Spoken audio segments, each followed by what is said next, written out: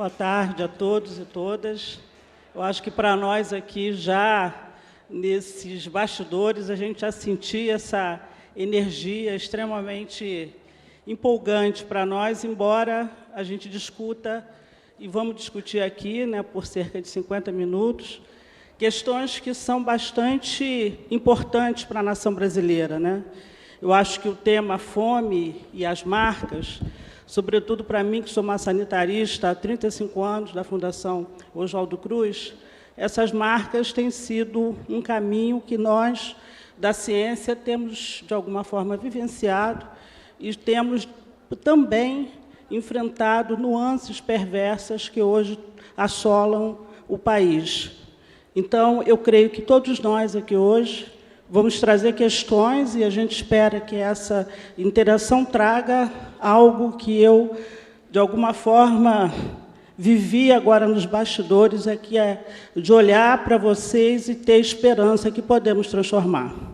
Então, hoje a gente vai começar um pouco trazendo essa dimensão mais estrutural, com dados, né?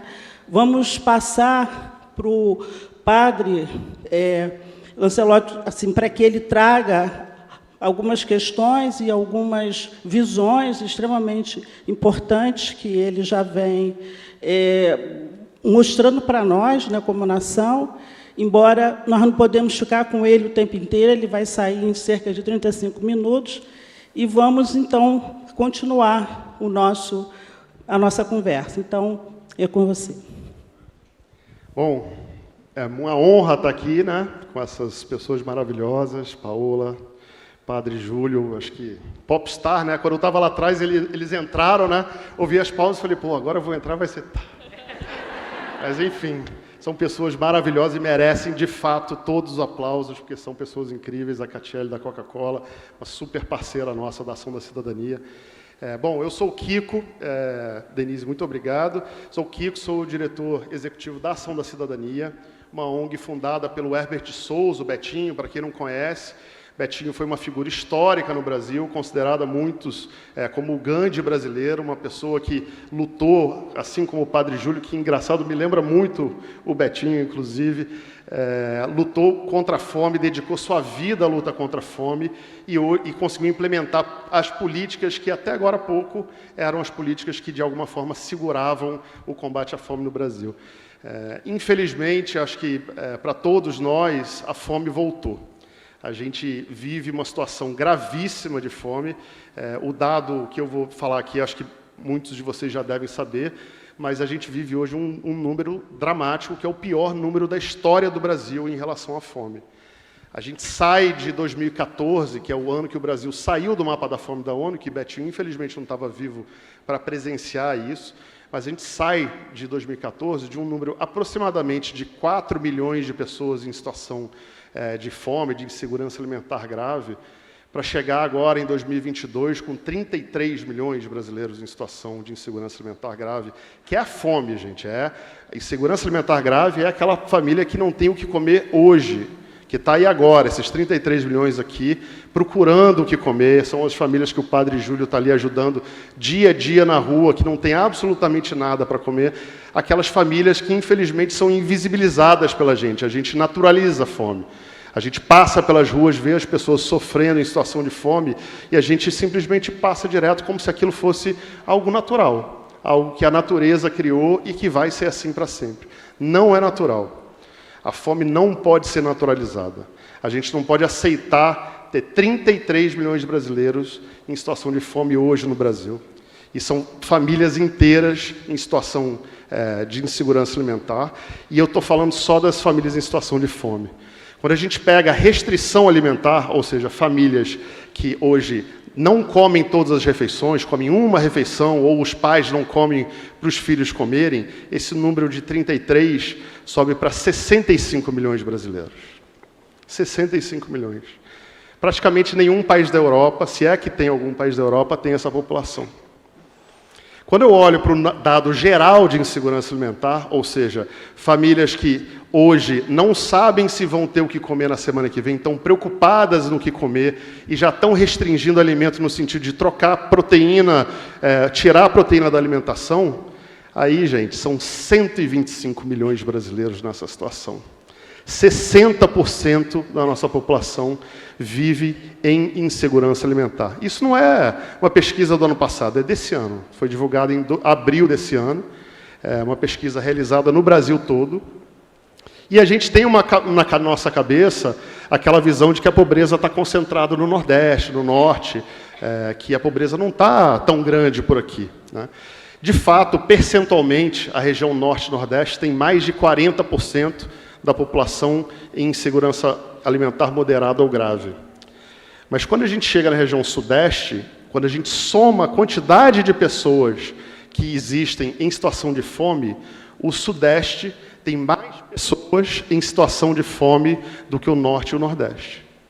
Então, a nossa realidade de quem vive aqui na região Sudeste é de ter muito mais gente com fome aqui do que na região Norte e Nordeste. E a gente tem aquele estigma, aquele preconceito de que isso só existe no Norte e no Nordeste. Isso é uma coisa da natureza, por causa da seca, por causa de uma série de coisas. Então, a gente tem que entender a realidade brasileira.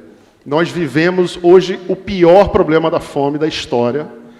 E vocês, que são pessoas que trabalham com comunicação, com criativos, a Ação da Cidadania tem uma área de comunicação muito forte, e a gente tem muita dificuldade, muitas vezes, de dialogar para trazer a realidade da fome para as áreas criativas das agências, por uma falta de compreensão desses números e dessas realidades, né?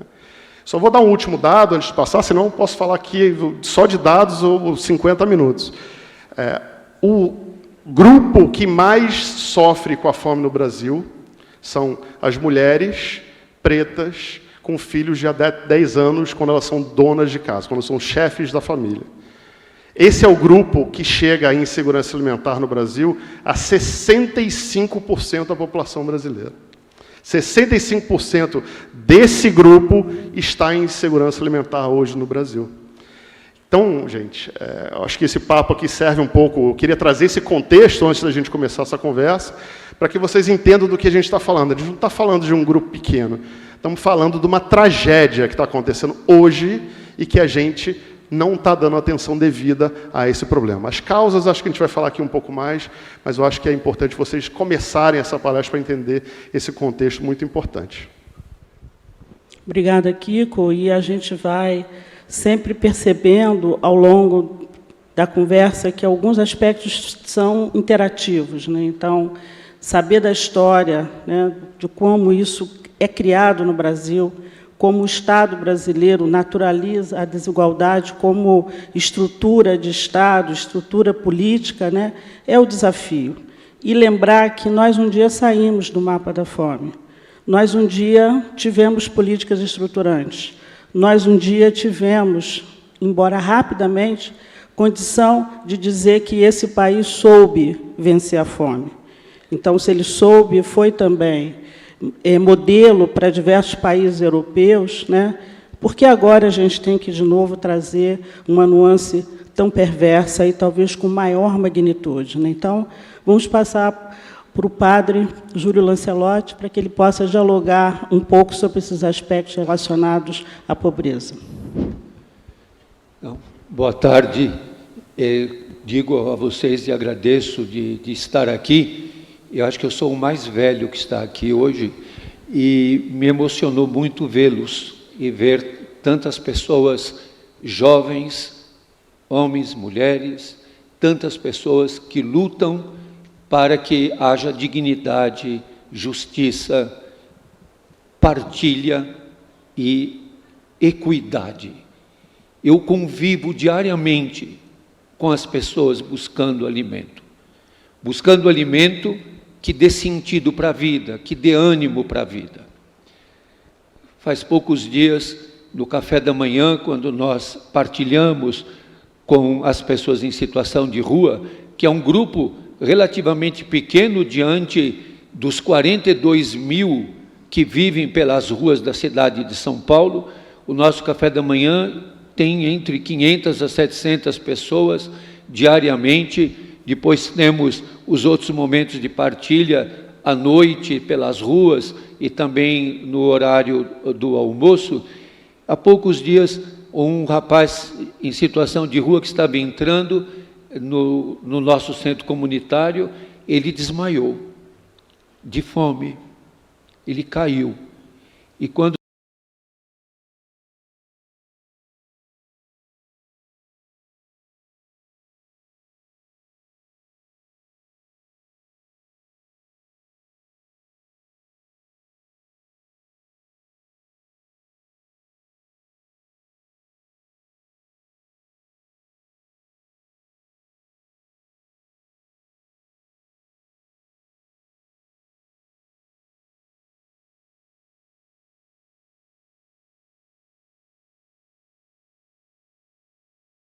sentido, é uma direção, é um significado que nós queremos ter e lutarmos por um país que partilhe o pão, que haja pão em todas as mesas, que todos tenham acesso à alimentação, que todos tenham acesso à água potável. Eu vi outro dia uma criança de poucos meses tomando água com maisena, por não ter condições a mulher de amamentar e de conseguir leite para essas crianças. E agride muito depois ouvir e ver autoridades e a autoridade máxima do Poder Executivo dizer: não há fome, não tem ninguém com fome. Eu nunca vi ninguém pedindo pão na porta da padaria. Muitas vezes não tem ninguém pedindo pão na porta da padaria, porque ele nem pode chegar na porta da padaria, porque ele apanha da Guarda Civil Metropolitana, ele é espantado pela Polícia Militar, ele é maltratado pelos seguranças, e muitas vezes quando eles pedem um copo de água, eles preferem jogar água no rosto da pessoa, a permitir que as pessoas tenham acesso à água. Quantos lugares quantos lugares desse Brasil tem placas escrito: não dê alimento aqui próximo desse estabelecimento, não dê alimento, não dê água, não dê esmola, criminalizando o pobre ao invés de lutar contra a pobreza. Nós temos que ter, e vocês, jovens, lutarem e terem indignação de lutarem contra toda essa forma de acumulação, toda essa forma de uma estrutura política injusta, de concentração,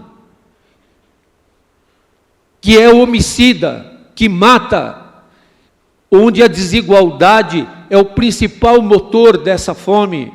A desigualdade, segundo o relatório da Oxfam, tem um título chamativo, chama A Desigualdade Mata. E mata pela fome, pela falta de acesso à água potável, de dignidade, de não ter onde dormir, de não ter onde reclinar a cabeça, de não ter afeto. Muitas vezes as pessoas me questionam, e políticos, alguns dizem: vocês ficam dando de comer para os vagabundos. Eu acho que isso é uma coisa terrível de ouvir, dizendo que com isso nós estamos fazendo com que as pessoas fiquem pelas ruas. O que nós não podemos aceitar é como esse jovem, o Bruno, que desmaiou de fome. Não podemos aceitar essa indignidade de ver pessoas buscando ossos, buscando restos, comendo de saco de lixo. Todos nós já vimos isso pelas grandes cidades. E aqui em São Paulo, nos lugares onde nós menos esperamos, você vai na Avenida Paulista, você vai ver pessoas comendo restos, buscando lixo. Muitas vezes no nosso café da manhã, na nossa partilha com os irmãos e irmãs em situação de rua, até estava comentando isso antes, quando a gente dá o pão para cada um, é o pão com olhar, é pão com amor, é pão com toque, é pão com cuidado, é pão como vínculo, é pão como aproximação, é pão que diz: você é importante para mim. Eles comem o pão, às vezes com tanta rapidez que parece que vão comer à mão, mas eles imediatamente fixam o olhar que é o que alimenta também, o que fortalece. Eles precisam mastigar, eles precisam deglutir, eles precisam saciar, mas eles também precisam de afeto. Sempre eu digo para as pessoas que convivem com a população em situação de rua. Eu não gosto de dizer que trabalho, eu não trabalho com a população em situação de rua, eu convivo com eles. E eu sempre digo, não leve comida para eles, coma junto com eles.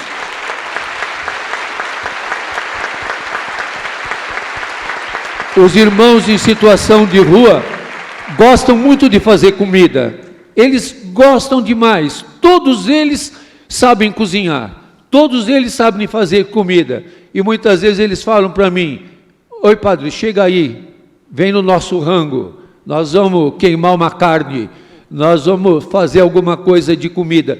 E é interessante, no fogareiro na rua, quantos de nós já vimos fogareiros na rua? Quantos pedem panelas para poderem ter, que depois a Prefeitura de São Paulo manda tirar deles a grelha, a panela, o que eles têm, chutam a água que eles têm, pegam a água e despejam na frente deles. Isso tudo é perversidade, tudo isso é perversidade, nós não podemos aceitar isso. Nós criamos agora um observatório de aporofobia, que é toda essa forma de ódio ao pobre, de rejeição ao pobre, jogar os pobres na miséria extrema, na fome extrema. Isso é um ato de aporofobia cruel, é uma forma cruel como age o poder público em São Paulo. A gente tem que cobrar isso do prefeito, tem que cobrar isso das administrações regionais. Em cada cidade, quem é de qualquer cidade que for, a forma violenta como estão tratando as pessoas em situação de rua. Não sei se vocês viram aqui perto a Praça Princesa Isabel. O prefeito de São Paulo conseguiu transformar a Praça Princesa Isabel num parque. Chama-se agora Parque Princesa Isabel. Não sei se vocês conhecem, é onde tem o monumento equestre maior de São Paulo, dedicado a uma figura histórica no Brasil, que a gente precisa conhecer a história sempre pelo outro lado, que é o Duque de Caxias, que participou da Guerra do Paraguai, dizimando o povo paraguaio e que colocou o povo negro na frente para morrer. O sonho do general Solano Lopes, que era o presidente do Paraguai, era cercar o Duque de Caxias. Ele nunca conseguiu. O prefeito Ricardo Nunes conseguiu, cercou a praça. Então eu sugeri que a praça, ao invés de se chamar Parque Princesa Isabel, se chame Parque Solano Lopes, que em homenagem à aporofobia do prefeito de São Paulo, que joga os pobres na rua e os trata com crueldade. Jovens, eu digo para vocês, lutem, não tenham medo de enfrentar toda opressão, não tenham medo de enfrentar toda forma de discriminação e preconceito, lutem contra a fome. Eu estou propondo esses dias e vou fazer o convite para vocês, assim que o Parque Princesa Isabel estiver todo cercado, eu vou fazer um piquenique lá dentro com os moradores de rua. E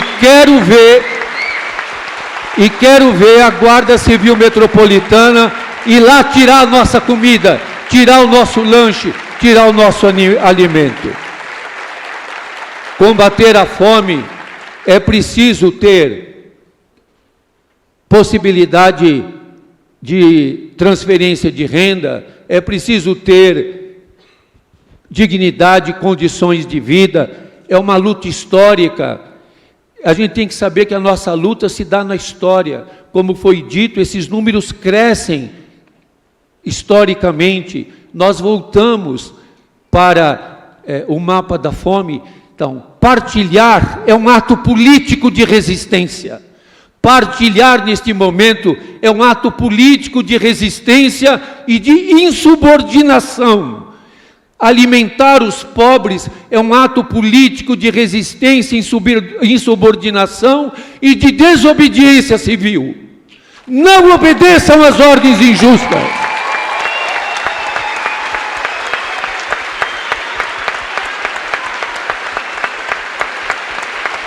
Todos os dias, pela manhã, eu ponho um avental. Esse avental, para mim, é uma mística.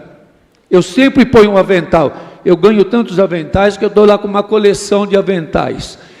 Todos os dias de manhã, quando eu termino de celebrar a missa, que eu tiro os paramentos litúrgicos, eu ponho um avental. E vou com o meu carrinho cheio de pão, cheio de alimento, para dizer: eu não aceito essa injustiça que é feita, não aceito essa opressão que tira o pão da mão dos pobres, que tira o alimento dessas pessoas. Então nós temos que ter indignação e temos que ter planos, propostas, luta, enfrentar os conflitos.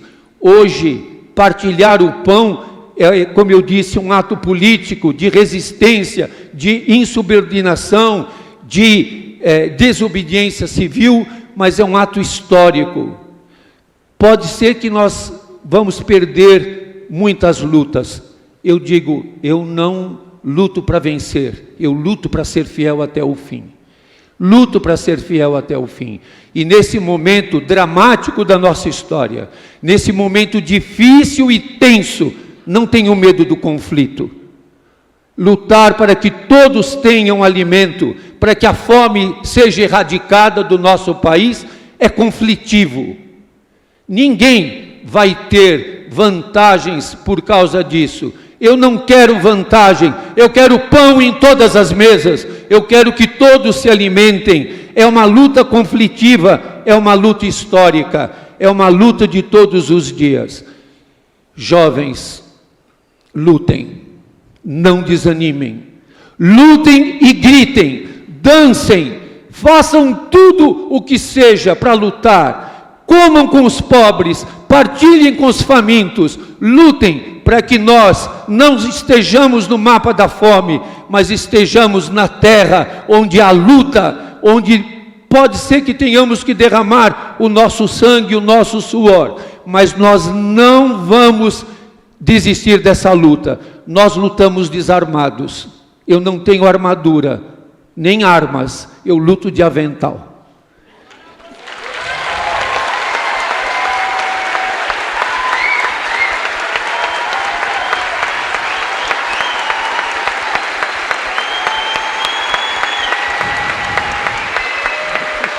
E quero terminar dizendo, eu estou muito emocionado de estar com vocês. Força e coragem! Lutem!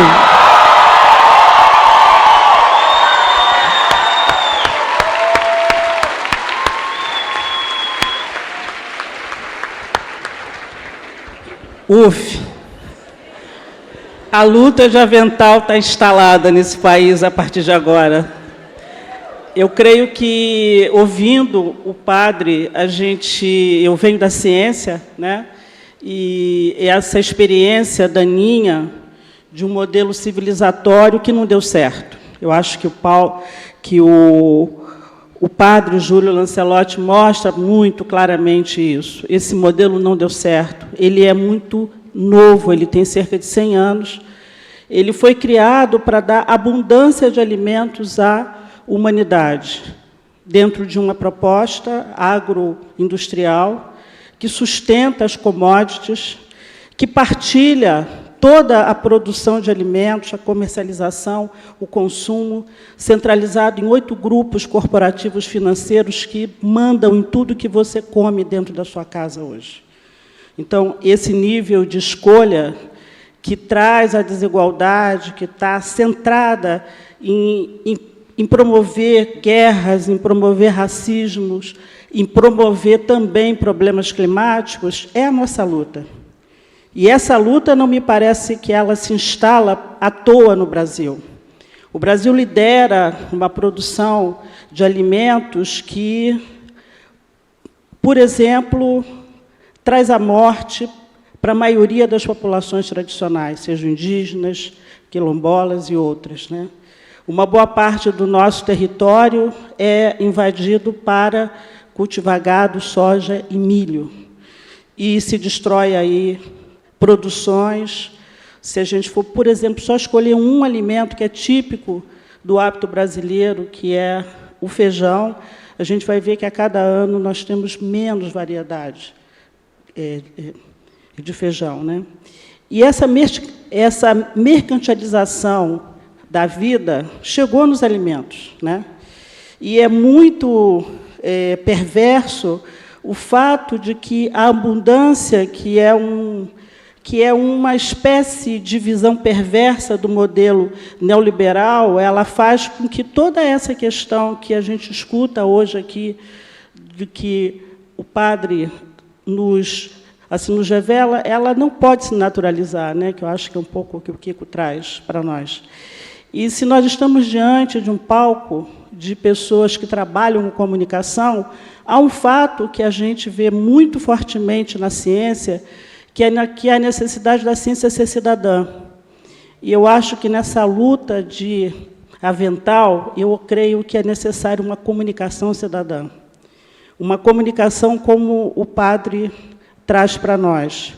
Ou a gente come junto, ou a gente continua separado, favorecendo que toda essa corporação internacional, que hoje o Brasil é um ator muito mais de execução até, vai continuar naturalizando o que a gente convive hoje com a fome.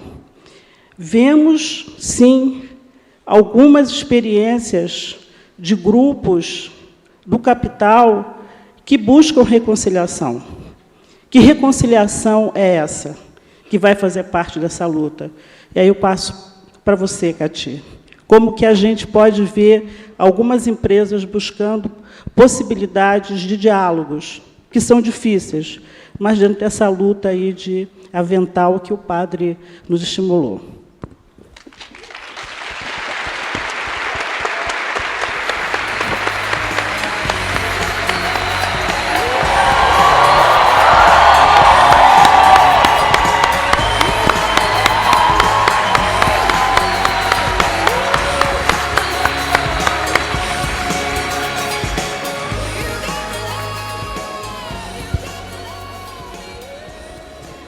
Ai, muita emoção, aí acaba com a gente.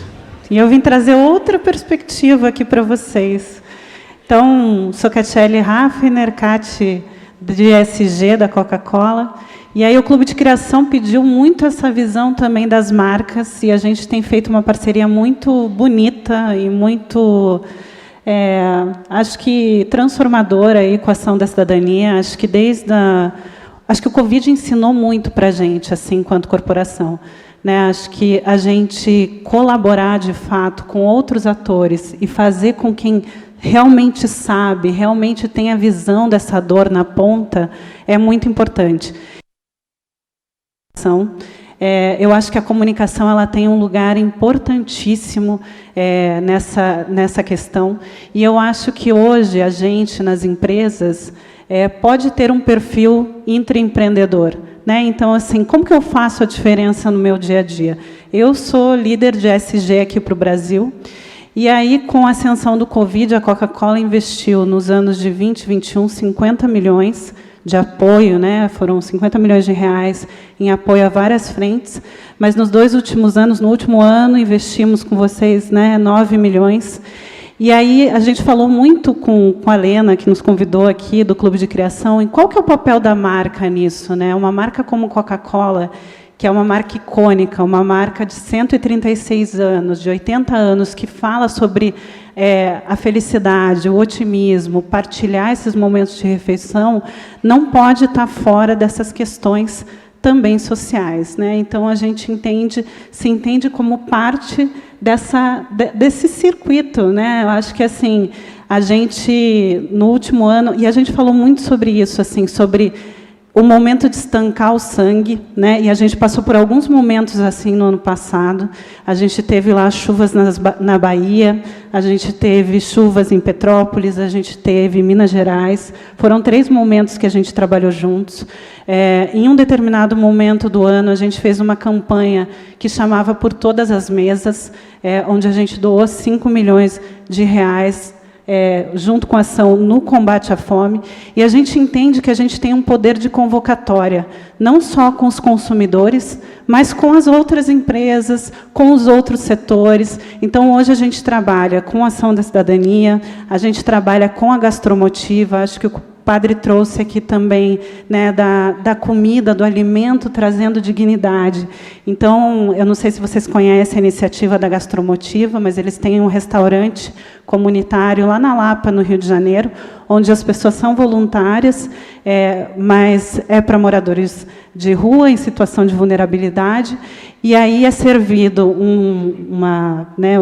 as refeições em 3 tempos, como é num restaurante. Então, ele recebe uma entrada, um prato principal e uma sobremesa. E isso traz a dignidade para essas pessoas, né? Então, acho que a gente está nesse momento de estancar o sangue. Como que a gente traz outros atores para essa convergência, né? Como que a gente consegue setar um diálogo e pensar que, mesmo com crenças diferentes, com abordagens diferentes, no fim do dia, a gente está querendo a mesma coisa, né? Então, acho que o nosso papel é muito trazer, né, na área de SG, de comunicação, é muito trazer essa visão de fora, e a gente tem falado muito sobre marketing com propósito, sobre como que a gente coloca, né? Eu falo muito, estou velha já, gente, que antigamente o marketing era muito do imperativo, faça, beba, né? Era uma coisa imperativa. Hoje a gente está numa era de cocriação. Então, assim, emergir essas questões sociais e trazer todos os atores para a mesa, essa ação que a gente fez, o Por Todas as Mesas, era com a iFood, com vocês, né? E a gente convidava o consumidor também a doar uma parte. Então, uma refeição que ele comprava, a gente doava uma refeição via ação da cidadania. E aí eu acho isso, assim, eu acho que tem esse momento que a gente está vivendo, que é como que a gente colabora mais, como que a gente, dentro das organizações, faz essa mudança, como que a gente traz esse ponto de vista mais propositivo, né, e traz esse marketing com propósito, essa comunicação mais integrada, mas como que a gente também trabalha a inclusão, né? A gente tem falado muito de diversidade, como o Kiko falou, né, quando você olha a base da pirâmide brasileira, são mulheres pretas, em geral, mães de família, são arrimo de família, e elas começam empreendendo muito por alimentação. Então, a gente busca tanto fazer essas doações e trabalhar com filantropia, com responsabilidade social, quanto trabalhar com projetos mais estruturantes que também incluam essas pessoas nessa jornada de transformação, que elas possam ter capacitação. Então, hoje a gente tem cozinha solidária em Manaus, a gente tem cozinha solidária em Petrópolis, né, que foi criada muito junto com a prefeitura local, mas para ajudar essas pessoas que perderam tudo com as chuvas a se reinserir no mercado de trabalho de uma forma mais qualificada. Então, a gente trabalha essa estrutura também para que essas mulheres tenham acesso à capacitação, que elas consigam ter dignidade de uma forma mais perene. Então, essa importância da gente partilhar, da gente trazer dignidade, mas da gente também pensar no longo prazo e como que a gente consegue incluir essas pessoas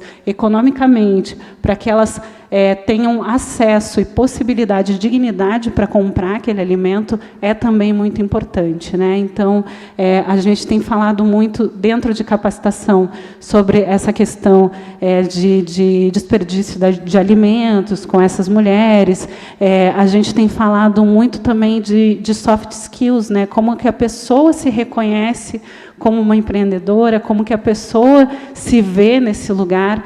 Então, eu fico muito feliz assim com Coca-Cola, e na minha jornada pessoal, acho que o convite aqui também é para a gente pensar na nossa jornada pessoal, né? Eu comecei como marqueteira publicitária, hoje eu estou numa área de impacto social e ambiental, e eu acho que eu trago muito esse olhar da comunicação e de como a comunicação pode ser inclusiva e pode também transformar e convocar, né? E as marcas têm esse poder de convocatória para os consumidores, tem esse poder de falar, olha para isso também, né, e trazer um pouco mais de propósito. Então, espero aí ter contribuído com a reflexão individual de cada um, e acho que, dentro do mercado de comunicação, acho que a gente tem muito a fazer e muito a colocar com marcas com propósito, e a gente fala muito assim, não só de falar, né, mas de realmente fazer.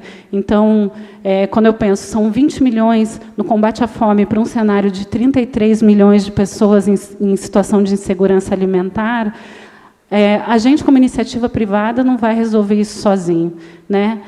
As ONGs não vão resolver isso sozinhas, as políticas públicas não vão resolver isso sozinhas, mas eu acho que a gente, em rede, ouvindo mais, trabalhando mais essa questão do diálogo, a gente consegue ser mais relevante para a sociedade e realmente gerar impacto socioeconômico, socioambiental, numa sociedade como a nossa, que tem tantos gaps aí sociais para a gente fechar. Então, queria só agradecer a vocês aí, e agradecer muito ao Kiko, que acho que nessa jornada de 3 anos que a gente vem trabalhando juntos, nos ensina, né, traz insights, traz... Não é só inspiração, eu acho que traz um pouco o que a Denise falou, que é a ciência, né, que é dados, fatos, para que a gente realmente possa tomar decisões de maior relevância dentro das organizações. Então, acho que é isso, gente. Obrigada.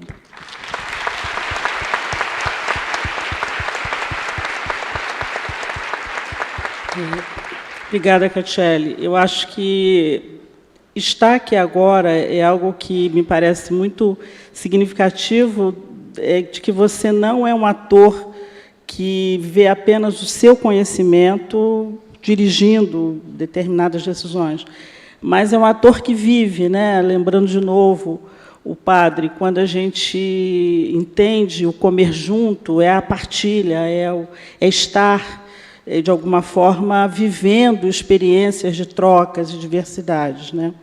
E algo que me parece muito importante também, eu falava isso com todos um pouco de chegar aqui, eu vim de um evento que ocorreu no Rio de Janeiro, semana passada, chamado Fórum de Milão, onde tinham vários países exatamente discutindo, não a fome especificamente, mas esse modelo de produção de alimentos que, calcado na abundância, ele traz um desperdício, né? E, dentre as razões do desperdício, há uma negligência e há uma invisibilidade de não dignificar saberes tradicionais, né?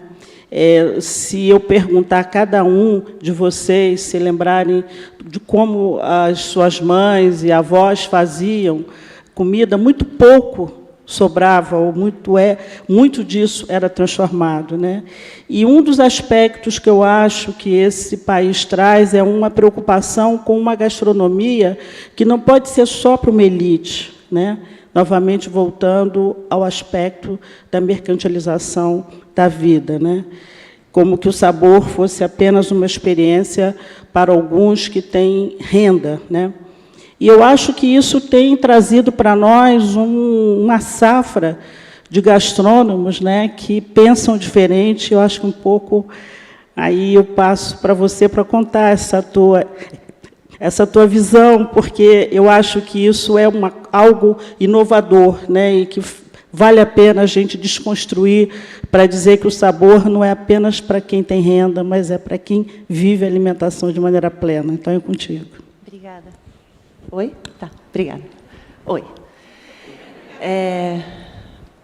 Difícil falar depois de tantas falas. Eu sou Paola, sou cozinheira, nasci na Argentina há muitos anos e moro no Brasil há 21 anos, sou naturalizada brasileira, amo esse país. Cheguei no Brasil para cozinhar e nos últimos 10, 12 anos comecei a me envolver, comecei a sair um pouco da cozinha. O trabalho da cozinha é o dia inteiro lá dentro, você só vê as pessoas que estão do teu lado, as paredes e o fogão, né? Muito difícil você entender o que está acontecendo lá fora. Nos últimos 10 anos, em parte por causa da TV e de outros trabalhos que eu comecei a fazer, eu comecei a rodar o Brasil eu comecei a conhecer, ir em comunidades quilombolas, comunidades indígenas, comunidades dentro da cidade de São Paulo, do Rio, em outras cidades. Comecei a falar com pessoas e conhecer, entender outras realidades. Comecei a trabalhar com agricultura familiar, com agricultores locais do Cinturão Verde de São Paulo. Me envolvi com organizações como o Greenpeace, Organização Internacional do Trabalho, ONU, uma série de coisas. E junto com a visibilidade que a TV trazia e as redes sociais trazem, eu me transformei em uma espécie de bicho muito estranho, que é uma cozinheira, mas que também é empresária, mas que também é uma mulher que gosta de se ver e se reconhecer na sua pele de mulher, com os seus espaços e os seus direitos, e que também fala de política. E aí eu reparei como isso, há muito tempo, né? Quando comecei a fazer isso, acho que a primeira vez que eu entendi o quanto incomodava alguém falando de política foi quando eu visitei uma das escolas que estava sendo, as escolas em São Paulo, quando o movimento estudantil copou as escolas, e eu entrei em uma para ver o que os estudantes estavam comendo. Imediatamente eu fui rotulada de esquerdista, comunista e uma série de outras coisas. E eu comecei a falar, nossa, que fácil que alguém te rotula, né? Assim, uma fotinha em seguida ele já tem o teu historial inteiro. Enfim. E quando eu falo bicho estranho, é porque eu comecei a falar de política com naturalidade, porque para mim isso era natural, porque nós somos seres políticos. Uma sociedade se faz entre todos nós e as nossas ações. E, de repente, eu comecei a perceber que tinha uma coisa aqui, no Brasil, talvez tenha em outros lugares, mas eu confesso que moro aqui há 22 anos e a minha memória não vai tão longe, eu só lembro dos 22 anos daqui. Comecei a ver que falar de política era uma espécie de grande tabu. E eu não estou falando de falar de partidos, estou falando de falar de política. Era um tabu, era como se a gente não pudesse, e muito menos uma mulher, e muito menos uma mulher que não tinha nascido no Brasil, falar sobre política. Quando vocês ouviram os números da fome, quantos de vocês sabiam que a realidade do Brasil era essa? Que 33 milhões de pessoas não têm o que comer e que 125 milhões de pessoas no Brasil não sabem se vão comer semana que vem. Quantos de vocês ouviram falar disso? Não são muitos, né? Deveriam ser todos. E a gente não escuta falar disso porque não é pop. A gente não escuta falar disso, e me desculpem, eu vou falar de política, eu não consigo não falar de política, porque a fome está de volta no Brasil, porque várias políticas públicas que existiram na época onde a fome foi extinta e o Brasil saiu do mapa da fome, essas políticas foram aplicadas. E não são muito sofisticadas. Não é um bicho de 7 cabeças. São relativamente simples. É o Programa Nacional de Alimentação Escolar, que compra da agricultura e coloca comida boa e fresca nas escolas. É o PAA, o Programa de Aquisição de Alimentos, que compra dos agricultores mais fragilizados e entrega para as famílias mais fragilizadas. É o PROJAC, é o PRONAF, desculpa, misturei as coisas, é o PRONAF. E, basicamente, é um governo que decide que é importante para ele que as pessoas não morram de fome. Essa é uma forma de colocá-lo, de uma forma simples. Quando vocês não escutam falar da fome, quando a gente não sabe o que está acontecendo, quando a gente tem, e me desculpem, um presidente que fala que no Brasil as pessoas não têm fome, a gente nunca vai lutar contra ela, porque não se luta contra alguma coisa que não existe. É simples assim. Então, quando eu me vejo, né, eu não me vejo como alguém que está sozinho, largado no mundo. Eu sou parte de tudo isso, eu estou aqui com vocês. Esse bicho estranho, que é mulher, que gosta de se ver bonita, que cresceu como uma cozinheira e que falaram para ela sempre que cozinheira não podia ser bonita, e aí, de repente, eu descobri que eu podia.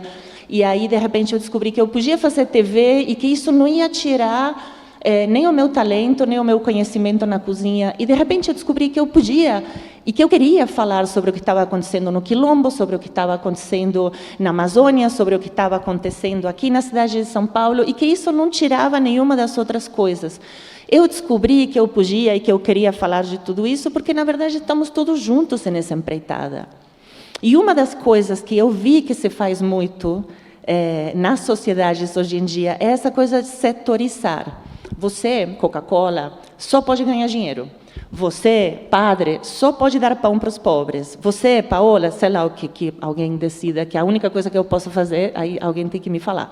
Mas provavelmente vai ser só uma. E não é assim. Vocês são jovens criativos de marcas e de empresas que vocês foram contratados para vender os produtos dessas empresas. Mas existem N formas de vocês venderem esses produtos. Existem N formas de vocês falarem dentro das empresas que vocês não querem estar só vendendo papel higiênico.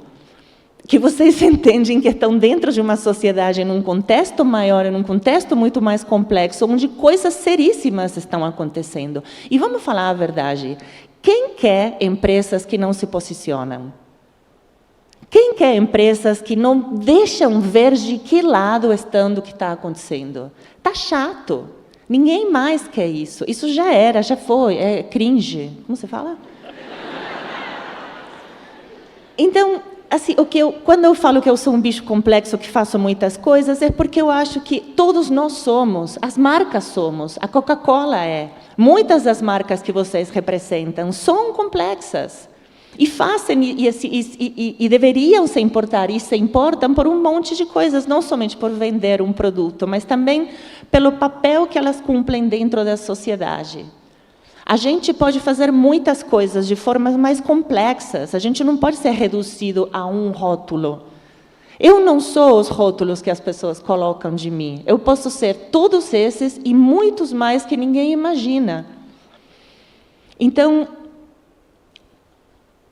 a fome está instaurada no Brasil, aqui, na esquina. Os números são gigantescos, são assustadores. Não foi somente a pandemia que trouxe a fome no Brasil e não é a guerra da Ucrânia. Sim. Não dê risada, muita gente fala que é a guerra da Ucrânia pelo corte dos fertilizantes, de algumas matérias-primas para fertilizantes. Mas vocês sabiam que o Brasil tentou ser autossuficiente em fertilizantes e, por alguns motivos, não conseguiu. A agricultura no Brasil, o agronegócio no Brasil é fortíssimo. Muitas pessoas acham que eu sou contra o agronegócio. Não sou. Eu só acho que o governo tem que fortalecer o agronegócio e a agricultura familiar. Porque não se fortalece só um lado, não se cresce num país nunca se só se olha para um lugar, e muito menos num país do tamanho do Brasil, com a quantidade de pessoas que esse país tem. Então, eu não sei muito bem o que eu estou falando, honestamente. Eu acho que o que eu quero dizer é que...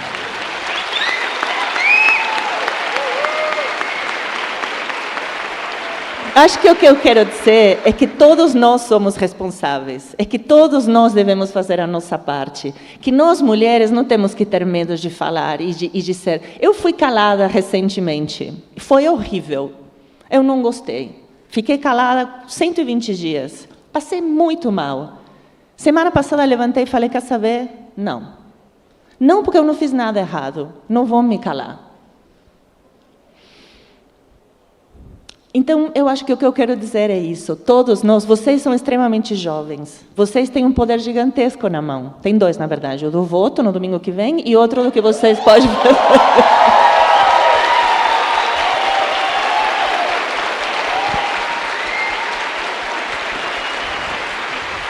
Eu acho muito importante votar em alguém que reconheça que o Brasil tem fome. Não sei, eu acho, mas assim, talvez não.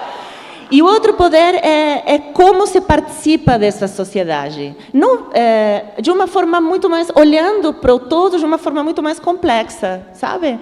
Porque definitivamente o mundo mudou. Definitivamente a gente está vivendo um momento que é tão confuso, é tão ansioso e é tão estressante. simplesmente porque vivemos um momento de quebra de paradigmas totais. Tudo aquilo que 30, 40 ou 50 anos atrás a gente acreditava que eram as pautas e a forma de fazer as coisas e o que ia dar certo, nem fizemos, nem deu certo. Está um desastre, mas é um desastre bom. Porque dentro desse caos que a gente está, e tendo vozes que antes não podiam falar, e vendo figuras se manifestando que antes estavam escondidas, e falando acima do palco de coisas que antes a gente nem poderia falar, é assim que a gente muda. Então, talvez o meu convite seja esse. Abracem a verdade, se informem, e lutem por aquilo que vocês acreditam, e levem essa luta para o departamento criativo das empresas, porque as empresas podem fazer a diferença. E se a gente não faz isso junto, se a gente precisa parar de se segregar. A gente precisa parar de achar que porque uma pessoa luta pelo desmatamento da Amazônia, não pode vender maionese. Isso é uma estupidez. Eu luto pelo desmatamento na Amazônia e eu adoro maionese. A gente é muito mais complexo do que isso. Então, eu acho que o convite é a esse, a sermos todos parte. A sociedade se constrói entre todos nós. A gente não está separado, cada um no canto. E essa ideia de nos colocar cada um no canto, nos calar e nos deixar segmentados, não é mais do que uma forma de silenciar. A gente não vai construir uma sociedade melhor no silêncio. Todos temos que falar, todos temos espaço para falar e todos precisamos entender que esse país tem tudo o que precisa para alimentar todo mundo bem, com arroz, feijão, verdura, mandioca, carne se quer carne, tofu se quer tofu, tem para todo mundo. A primeira coisa que a gente precisa para isso é reconhecer que tem fome no Brasil, entender o porquê e agir para isso.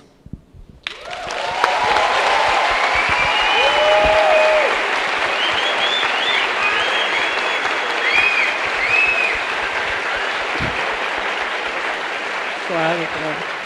Obrigada, Paola. Eu acho que todos nós não fizemos nenhuma combinação prévia. Eu acho que os corações se abrem aqui, né? Eu acho que o teu abriu e permitiu a gente avançar sem medo para sermos diversos e complexos, né? Então, Kiko. Eu queria complementar um pouco a fala dos três que estavam aqui, até para dar um pouco de base para vocês do conhecimento de todos esses dados, né, dessas informações que a Paola trouxe agora. O PNAE, que é o Programa Nacional de Alimentação Escolar, que é o principal alimento das famílias, das crianças e das famílias em pobreza no Brasil, é o alimento da criança que vai na escola. Esse, às vezes, é a única refeição da criança.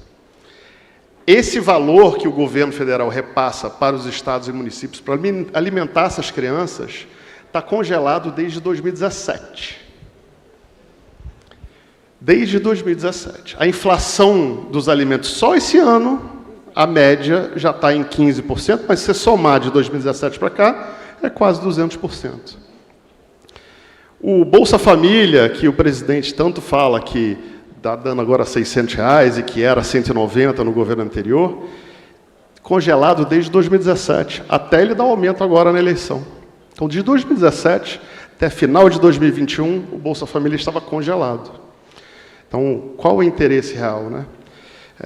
O Pronaf, 195 bilhões de reais para o agronegócio exportador, que não nos alimenta, que a gente não é contra, mas é só para entender, que não nos alimenta, 20 bilhões para o pequeno produtor, sendo que esse ano e o ano passado, esses valores foram contingenciados e liberados quase a metade desse valor. Se a gente olhar todas as políticas, salário mínimo sem aumento real desde 2017. Durante esse período do governo atual, a renda do trabalhador que ganha o salário mínimo caiu 4%. Caiu 4%. Só uma curiosidade para vocês, no governo anterior, subiu 63%. Então, a gente vive uma realidade que é uma realidade que, Betinho dizia isso para mim, que na fala de todos vocês é muito claro, a fome não é da natureza. A fome é uma decisão política. O Brasil decidiu por conta das políticas e das decisões desses governos, de que era aceitável ter fome no país, de que a gente ia adotar um modelo que permitisse que as pessoas não tivessem essa opção de ter o Estado ajudando. Então a gente precisa compreender que isso não é a Ucrânia, não é a Covid. A Covid, é claro, ajudou, acelerou o processo que já vinha acontecendo desde 2016. Essas políticas vêm sendo destruídas continuamente desde 2016. O primeiro ato do governo Bolsonaro, no primeiro dia, foi extinguir o que a gente chama do Conselho Nacional de Segurança Alimentar, que é o órgão que lida com organizações como a nossa para dialogar sobre a fome. Nós fomos no governo Bolsonaro falar sobre a fome. E é isso que a Paula falou. Não tem fome no Brasil, isso é coisa do PT. Gente, anda na rua. Olha no entorno. Não tem fome no Brasil? Que realidade esse presidente vive? Então, o que a gente precisa compreender, e eu acho que isso que a Paula falou, o Júlio falou, a Cátia falou, acho que nós aqui, vocês, eu olho esse mar de pessoas incríveis, criativas, trabalham em empresas, vendendo marcas, fazendo ações que podem impactar a vida de dezenas, centenas de milhões de pessoas com seus produtos. Vocês precisam compreender para quem vocês estão oferecendo esses produtos. Que realidade é essa? Qual o contexto que o Brasil está vivendo? Saber retratar essas pessoas da forma correta, com dignidade. A gente vê muito isso quando eu falei no começo da nossa dificuldade de articular com as agências campanhas contra a fome, porque a realidade é que não há um exercício de empatia com essa população, de compreender qual é a realidade que essas pessoas vivem, para retratar elas nas campanhas, nos anúncios. Vocês têm esse poder. Eu convido, assim como a Paula convidou, que o Padre Júlio convidou, eu convido vocês a fazerem esse exercício de empatia, de compreender o que é a fome, a realidade dessas populações, irem, conversarem, não invisibilizar as pessoas, entender que realidade nós estamos vivendo como país, e que vocês, voltando para casa, para sua empresa, para sua família, olha quanta gente aqui, se cada uma puder impactar no seu redor, o quanto a gente já não tem capacidade de impactar a fome hoje no Brasil. Então vamos fazer isso, gente. Vamos levantar daqui para casa com isso na cabeça e tentar, de alguma forma, saber como que eu, como indivíduo, consigo fazer a diferença na minha empresa, na minha organização, na minha rua, no meu bairro, no meu prédio, na minha escola. A gente tem que lutar, a gente tem que botar o avental do Padre Júlio, sair para as ruas, porque esse domingo que vem decide a história do Brasil. É um momento histórico que nós estamos vivendo. É isso. É isso. A gente tem que saber de que lado a gente está e a gente tem que agir. Agora é o momento. Depois não adianta se arrepender, gente. É agora, é essa semana, falar com todo mundo, lutar, porque fome no Brasil tem uma decisão política, uma vontade desse governo, e a gente precisa lutar contra isso todos os dias. Obrigado, gente.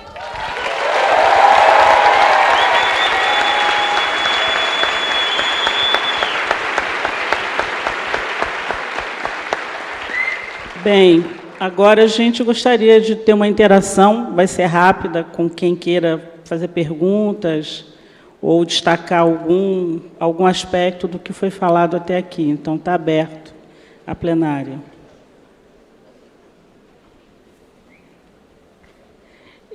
Você pode falar bem alto para a gente? Certo. Oi, boa tarde, sou a Jennifer, sou uma estudante de publicidade, mas também já atuo em agência, então a gente já está meio que nessa interação de marcas. Uma coisa muito interessante que a gente vê muito, e eu sinto bastante, é que as marcas elas têm muito receio de dar um primeiro passo numa pauta social, seja ela qual for, seja relacionada à fome, raça, e entre outras, assim, porque elas têm um certo receio de cair naquele estereótipo, né, de tipo, estou fazendo isso porque a sociedade está me pedindo isso e não realmente porque isso me representa. E eu queria saber se vocês têm algum ponto relacionado a isso, se tipo realmente dar esse primeiro passo muitas vezes é cair nesse estereótipo e como a gente também faz para elas entenderem que o primeiro passo é muito importante, né, para fazer essa construção de marca, para isso acabar sendo parte deles também. Porque muitas vezes o primeiro passo é aquela coisa que está faltando, né? E às vezes a gente como publicitário, eu pelo menos sinto muita dificuldade, né, de trazer isso para as marcas, de trazer esse reconhecimento para essas pautas que elas merecem. Eu vou pedir para vocês responderem, a gente só pode responder essa pergunta. A produção já disse que não é possível a gente responder mais que uma pergunta. Lamento. Falamos demais, tá? né? Então, vamos embora. Eu acho que tem que ter uma verdade de marca, né? Então, o que é importante é você não entrar numa jornada, numa pauta social que você não possa manter, né? Então, isso é muito importante, assim, você entender e fazer esse olhar que a gente chama de um Golden Triangle, que é esse olhar da verdade da tua marca, com a atenção social, com o que você pode entregar, porque é muito importante falar, mas é muito mais importante fazer. Então, se você não tem uma verdade, né, no que a gente chama de do it, não adianta você se posicionar dentro de uma esfera social e ambiental e depois isso virar realmente um greenwashing. Então, acho que o principal, né, e o que a gente busca muito é encontrar essa verdade de marca, entender essas tensões sociais, mas entender também que você não pode entrar numa pauta social e sair, né? Ou você está colocando lá a questão de diversidade e você não está trazendo diversidade para a sua própria empresa, ou você está falando de meio ambiente, mas você não está fazendo nada a respeito, ou você está falando de combate à fome, mas você não está mobilizando recursos para isso. Então, acho que é parte dessa verdade de marca que é muito importante. Então, eu acho que vocês podem... Eu gosto muito, e eu acho que é legal todo mundo que está aqui pesquisar sobre intraempreendedorismo de impacto, né? Que é você estar dentro de uma organização, mas trazer o seu ponto de vista, trazer outros atores que são especialistas e entender esse contexto macro e aonde que você se posiciona de uma forma relevante, mas com verdade, né? Acho que isso é muito importante. Quer falar alguma? Paola, Kiko. Acho que o tempo acabou, só queria comentar uma coisa rápida, que é o aprendizado. E a gente tem, a Paola falou muito bem, né? A gente tinha essa coisa muito das caixinhas, né? A empresa está lá, a ONG está aqui, o ativista está lá. E eu acho que essa complementariedade que a gente tem conseguido alcançar, num momento tão difícil para o Brasil, de a empresa escutar o terceiro setor, terceiro setor escutar a empresa e tentar dialogar para construir novos conceitos, novas ações em conjunto, acho que faz parte do momento que o Brasil vive de diálogo, né? A gente precisa dialogar, a gente precisa construir pontes e tentar, de alguma forma, atacar os problemas que o Brasil tem, se ajudando. A gente tem uma experiência muito positiva, para além da Coca, com o pessoal do iFood. A gente ajudou a construir a área de responsabilidade social do iFood. A gente propôs a plataforma de doação do iFood. Hoje, o que eles têm foi uma proposta da ação da cidadania. Então, eu acho que esse processo de construção, empresa, terceiro setor, sociedade civil, ele é muito importante, porque senão a gente vive no lá e cá o resto da vida, a gente nunca vai achar as pontes, os lugares que a gente pode conectar para avançar e andar para frente. Bem, gente, nós vamos ter que encerrar mesmo, né? Queria agradecer, eu acho que toda essa energia que a gente sentiu lá nos bastidores se confirma aqui. Vamos torcer que na semana que vem tenhamos boas notícias. Obrigada.